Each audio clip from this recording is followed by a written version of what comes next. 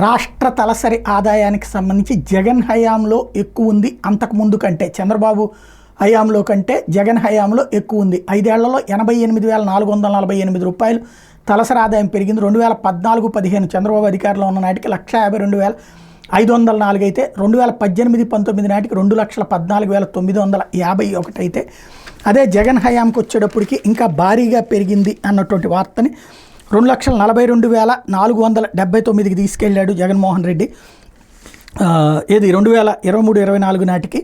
తద్వారా అంటే చంద్రబాబు హయాంలో 1,54,031 ఉంటే జగన్ హయాంలో 2,42,479 తీసుకెళ్ళి టోటల్గా 60,128 రూపాయలు తలసరి ఆదాయం పెరిగింది అన్నటువంటి దాన్ని సాక్షి హైలైట్ చేసుకొచ్చింది. ఇక్కడ పాయింట్ అలా ఏంటంటే జిఎస్టీ అయితే మొదటి 2 నెలల్లో జగన్ హయాంతో పోల్చుకుంటే లాస్ట్ ఇయర్తో పోల్చుకుంటే తక్కువగానే ఉంది. అదే సందర్భంలో ఇప్పుడు దీంట్లో కూడా తేడా ఉంటుంది. అయితే ఇవి ఈ 2 నెలల్లోనే తీర్పులు ఇవ్వలేం. 5 ఏళ్ల తర్వాత లెక్కేసుకోవాల్సి ఉంటుంది. ఏడాది తర్వాత మాత్రం ఫైనాన్షియల్ లెక్క చూస్తారు. జిఎస్టీ నెల నెలా తగ్గే కొద్దీ ఆ లెక్క ఉంటుంది. పెరిగినప్పుడు ఖచ్చితంగా పెరిగిందనినే అభినందిస్తారు. చేతిలో డబ్బులు ఆడటం అన్నటువంటిది ప్రజలకి వస్తే జిఎస్టీ పెరుగుతుంది. జిఎస్టీ పెరిగితే ఆటోమేటిక్గా జిఎస్టీపీ పెరుగుతుంది. జిఎస్టీపీ పెరిగితే అప్పులు ఎక్కువ తెచ్చుకోవడానికి అవకాశం ఉంటుంది.